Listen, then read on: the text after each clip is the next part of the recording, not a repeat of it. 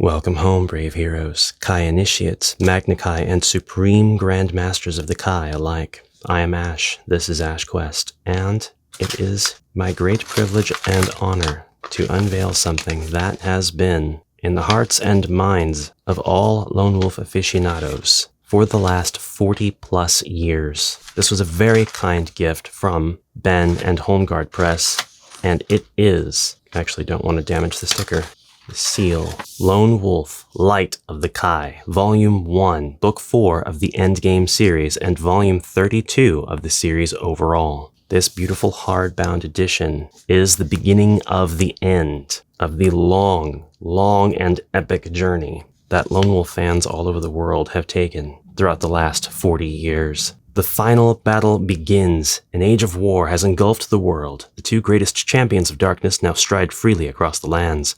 Hope rests upon the supreme masters of the new order. Outnumbered and outmatched, they must rally and unite their scattered allies. But strength of arms alone will not suffice.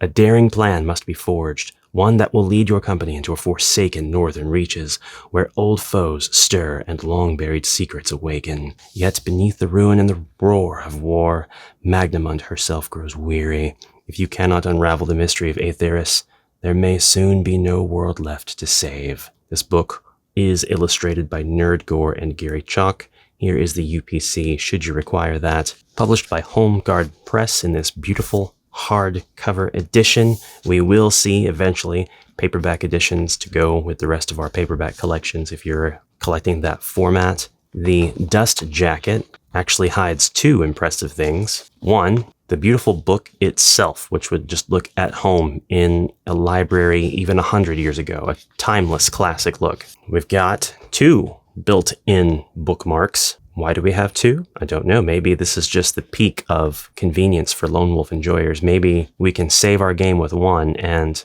progress with the other, or perhaps we have a reason to save two places at once in these new editions. I don't know. In the grand scheme of things, I am still very new to the world of Lone Wolf. The playthroughs that I did here on my channel of Flight from the Dark, which I did the old version of the book and the Homeguard Press version of the books, as well as Fire on the Water, I played through the Homeguard Press edition entirely. I started a playthrough of the old edition using the stats from my character in Flight from the Dark's old edition videos, but I nixed that campaign. Those were my first two complete playthroughs of any of the Lone Wolf books, and the first time that I really seriously embarked on a campaign using my Lone Wolf. The second thing that this dust jacket hides is this beautiful map of the northern Magnamund area. And it bears observing that this map is a very high-level and somewhat simplified, because it's high-level, version of, no doubt, several of the maps that are illustrated beautifully in the books, the numerous books. We have here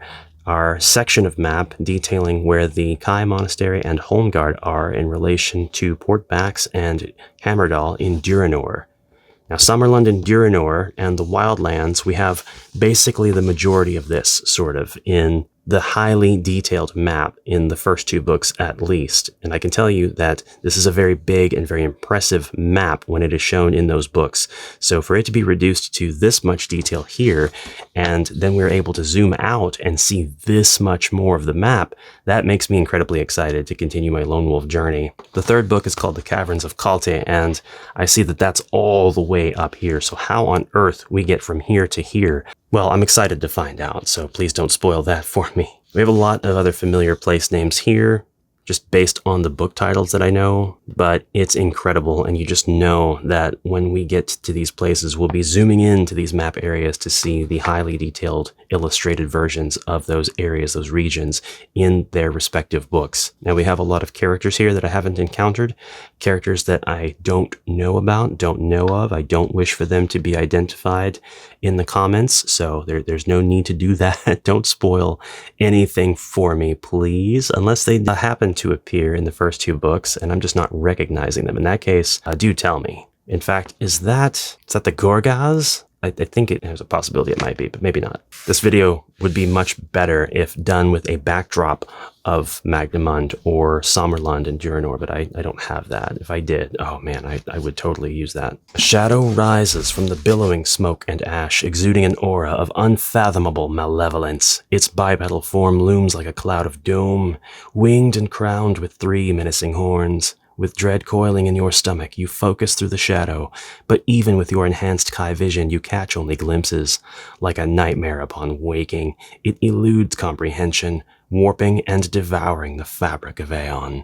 Yet one feature pierces the miasma, the burning glare of its eyes. I have come for you, little spark. Cover and map illustrations attributed here. I am not going to view the contents of this book until I am good and ready to tempt it. However, I do want to pass on to you that you do not have to enjoy the book this way. You can actually get this book and play it as though you are beginning your adventure anew. This also marks a huge turning point from the other books in this series, in that you will not just play one character. And now the 2 different bookmarks makes a lot more sense to me. I'm sure there are folks getting ready to comment exactly why there are 2 bookmarks. So we are going to look at just some of the contents. We're not going to go into any of the passages. I want to show you some of the mechanics that are outlined in the beginning pages, because I think that it's really, really cool to see this specifically. Light of the Kai, Volume 1, marks a turning point in the Lone Wolf saga. The rules reflect this. For the first time, you will guide both Lone Wolf and the Lorn Commander, each embarking on their first fully playable missions since ascending to the rank of Kai Supreme Master. Their powers have grown, so too have the Grand Master disciplines, sharpened and transformed by this elevation. Take time to reawaken your knowledge of the Sommersword, the Kai weapons, and the Nixator mail, which is now entrusted to Lone Wolf as well. Once prepared, you may transfer your special items, backpack items, arrows, and coins as normal. Keep a record of your adventures on the 2 action charts that you will find in the front of this book, one for the Lorn Commander and the other for Lone Wolf. Downloadable printable copies of these action charts, of course, can be found by using this link, and I don't know if that link will confer if you were to point your phone's camera at it, but during their training at the Kai Monastery, your characters have honed their combat skill and endurance. To determine the results of this training, close your eyes and point a pencil at the random number table in the back of this book. A result of 0 counts as 0. As always, we do have our combat results table with combat ratios. We have a summary of combat bonuses granted by the Supreme Master disciplines, including Grand Weapon Mastery, Deliverance, Kai Surge, Kai Alchemy, Magi Magic, Astrology, Animal Mastery, Deliverance, and Grand Weapon Mastery. It goes on: Assimilance, Grand Hunt Mastery, Kai Surge, Grand Pathsmanship, Kai Screen, Grand Nexus, Telegnosis, Kai Alchemy, which is Brotherhood Magic, and there are many advanced spells in the Kai Alchemy category. Magi Magic, which is Old Kingdom Magic, has several as well. Elementalism has several, and Herb Mastery has a few.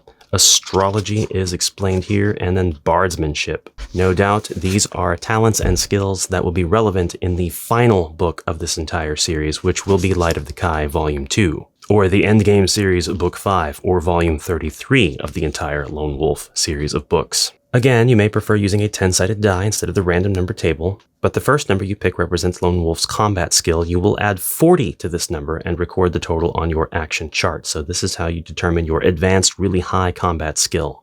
The second number you pick determines Lone Wolf's endurance, and you will add 60 to this number and record the total on your action chart. You'll repeat this process to determine the Lorn Commander's own combat skill and endurance scores. If your character is wounded in combat, of course they will lose endurance points, and if that endurance falls to 0 or below, they will die, and the adventure ends as either the death of Kai Supreme Master, means the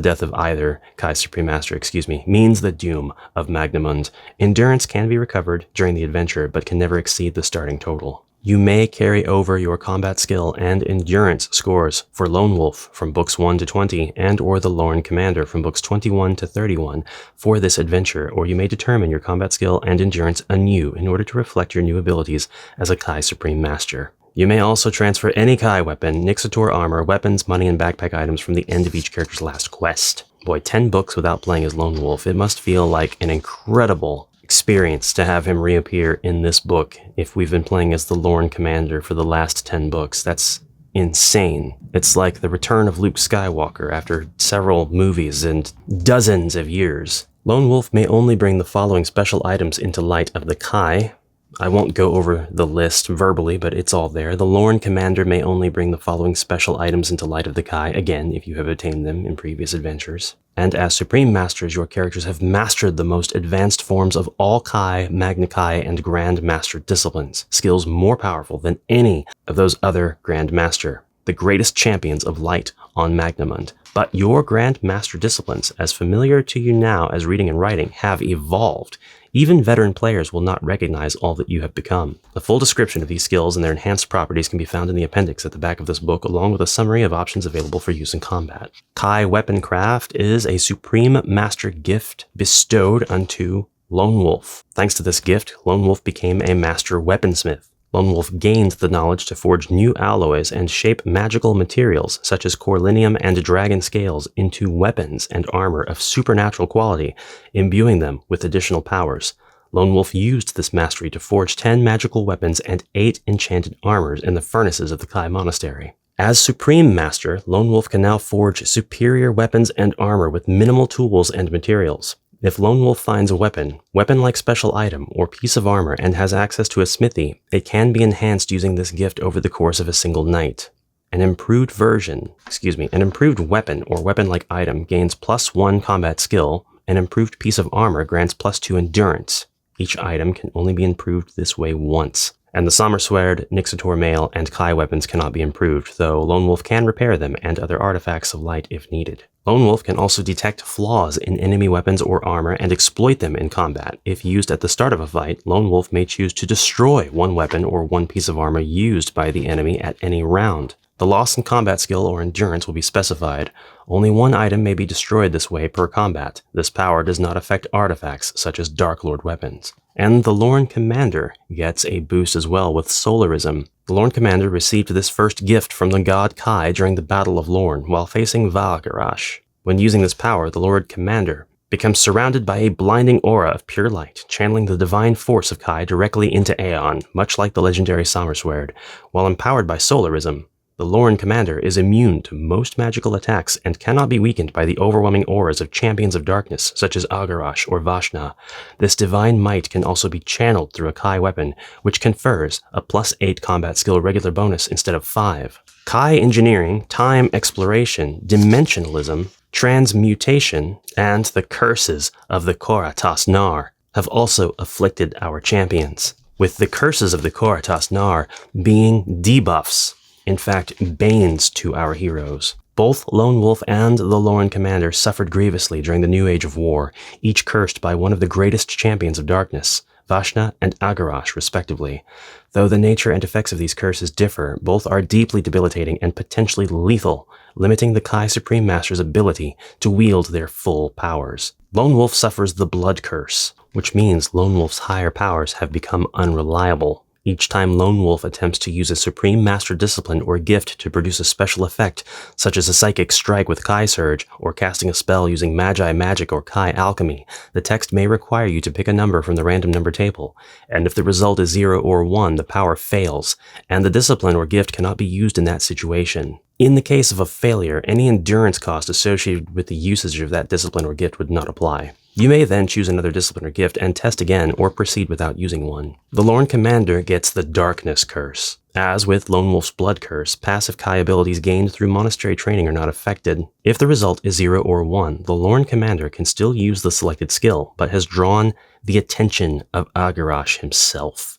The Demon Lord uses his mark to weaken the Supreme Master, causing an immediate loss of 3 endurance points. In some cases, Agarash may sabotage the Lorn Commander's actions or perform some other action to hinder or endanger the Lorn Commander.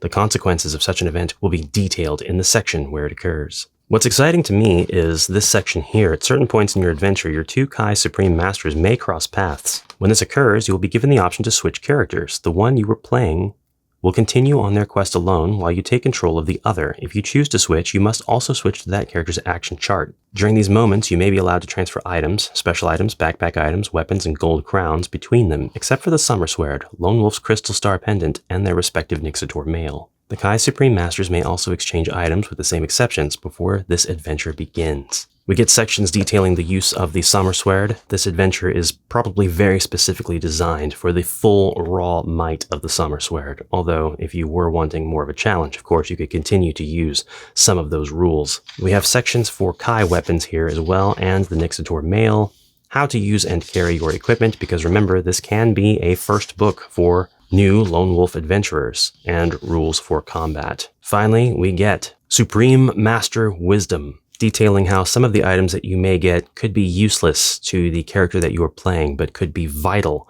to the character with whom they cross paths. Completion of previous Lone Wolf adventures may offer an edge, but is not required to finish this final quest. When switching between Supreme Masters, the inactive character cannot die, but may make poor decisions without your guidance. Now I wonder how that might turn out. Finally, if you wish to begin this adventure as Lone Wolf, turn to 1.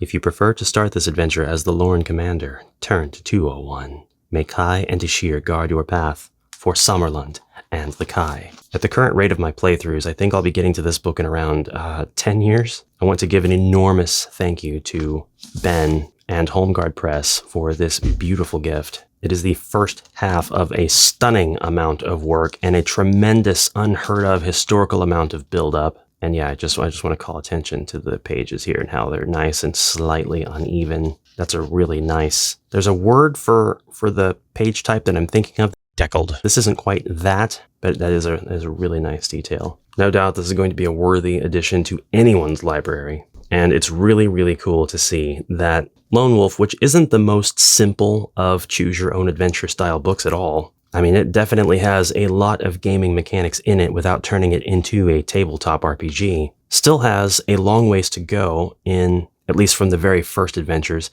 in growing and building up into a proper campaign that is customizable and truly makes the adventure feel like it's your adventure because you are making the choices, you are rolling the dice, or choosing from the random number table, and you are building out your warrior, your Magna Kai, your Supreme Grand Master. And with that, the complexities of the abilities also grow without affecting the core gameplay. We still just have combat score and endurance, and that's it. But the many ways that you can affect those two numbers, like there's a power in here, whereas Deliverance, you can restore 1 endurance point for each section you pass without combat, up to a maximum of 15 per adventure. If your endurance drops to 8 or less in combat, you may instantly recover 20 endurance points. This emergency power can be used once per book by each Supreme Master. So we even have skills that are very well defined and outlined and are just great pieces of an overall character building strategy in the earlier books that evolve. And while I don't have any experience with the books just before this one,